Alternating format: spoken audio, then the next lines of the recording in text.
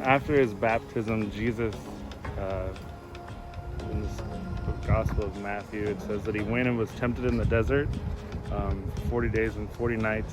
And he called his disciples. And then one of the first things that Matthew accounts Jesus doing is the Sermon on the Mount. That's this big, long sermon, longer than anything that you probably heard in any church.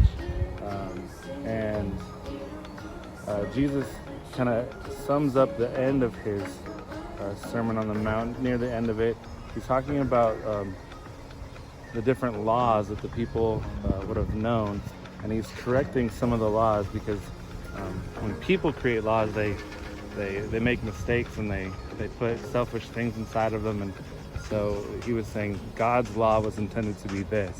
So we pick it up here in Matthew chapter 5, verse 43. You have heard the law that says, love your neighbor and hate your enemy. But I say, love your enemies. Pray for those who persecute you. And that way you will be acting as true children of your Father in heaven. For he gives his sunlight to both the evil and the good, and he sends rain on the just and the unjust alike.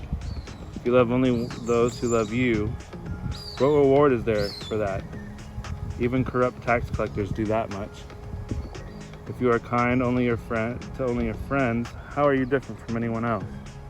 Even pagans do that, but you are perfect, even as your Father in heaven is perfect. These are really radical words that Jesus is speaking in this passage. If you think about it, what he's saying is that you have to love your enemies. You have to love people you don't like. That means that if you're a Christian and you don't like Donald Trump, you have to still love him and pray for him. That means if you're a Christian, you don't like Nancy Pelosi, you still have to love her and pray for her. That means that if you are a Christian and there are people of different backgrounds or ethnic, cultural things that you don't like, you still have to love them and pray for them. God's plan is not for us to be divided. It is not for us to have these hard lines that we fight each other on. God's plan for his people is to be together. The people you don't like. If you don't like your neighbors, if you don't like people at school, if you don't like people that are in your family, it's too bad. If you're a Christian, Jesus is telling you you need to love them and pray for them. This is powerful.